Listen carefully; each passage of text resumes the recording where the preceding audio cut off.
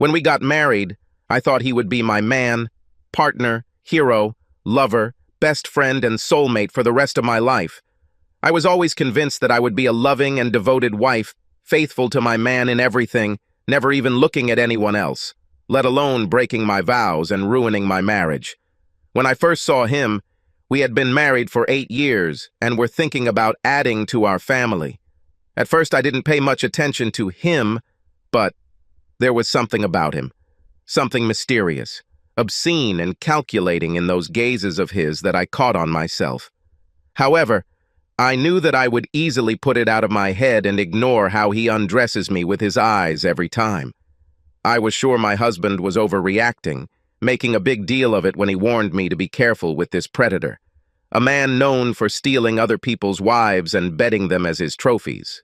Of course, I would never have bought into that toxic, ostentatious masculinity that he exuded. Oh, I was the wisest woman in this world who loved only her man and would never allow herself to be fooled.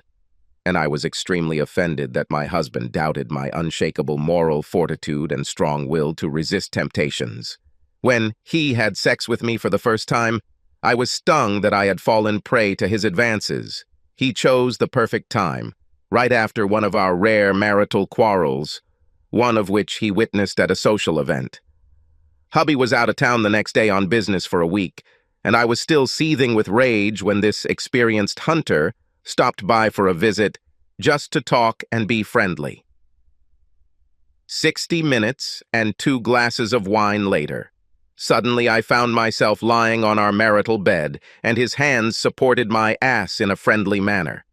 This insidious snake, which I led into our Garden of Eden, spent a lot of time in our bedroom that evening until I collapsed unconscious. After he left, I swore that it would never happen again, and I was sure in his iron self-discipline.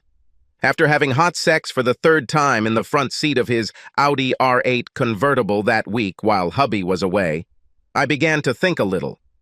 Once again, I decisively muttered to him that I had enough. I didn't understand what came over me or why I was such a fool that I succumbed to his attempts.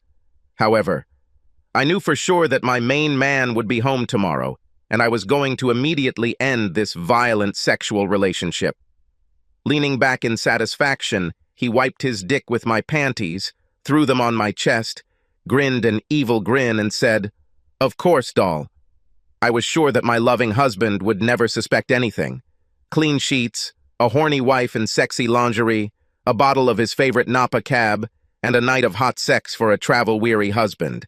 This will happen quite enough when he returns home.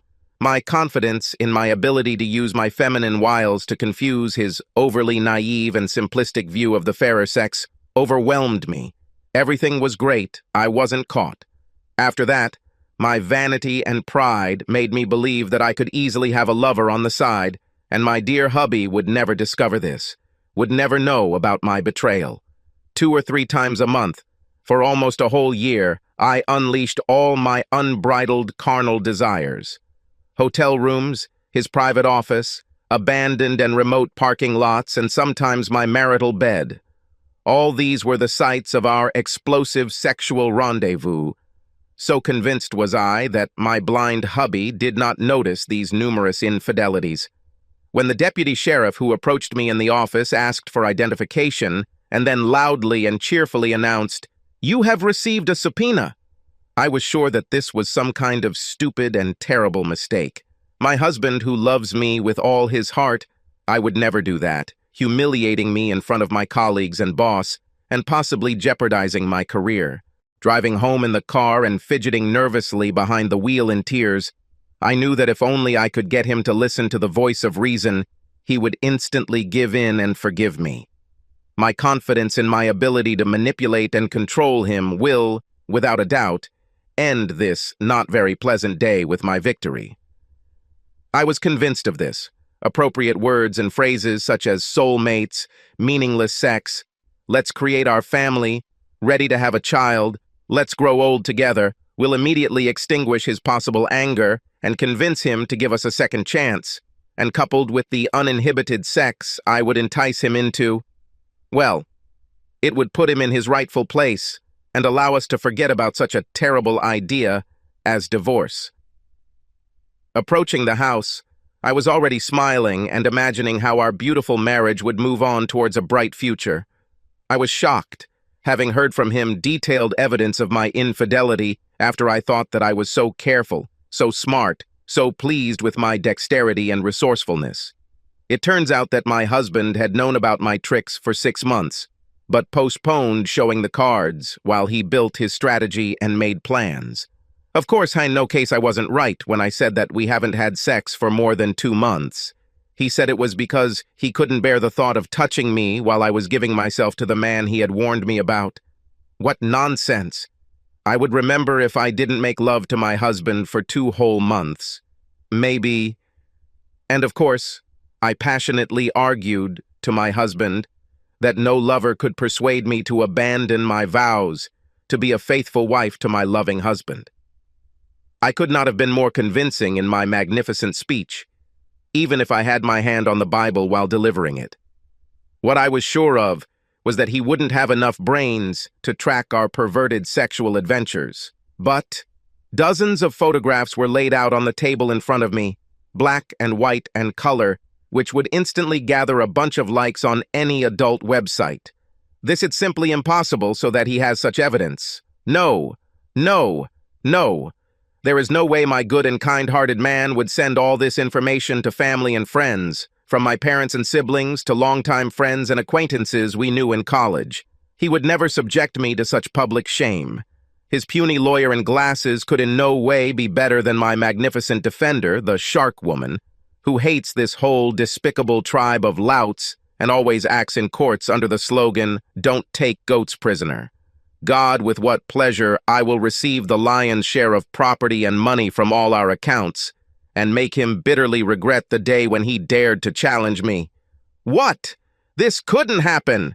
This stupid judge can't side with hubby and his pathetic lawyer. It's simply unheard of for him to keep our house and 75% of our assets. These were supposed to be my house and my assets.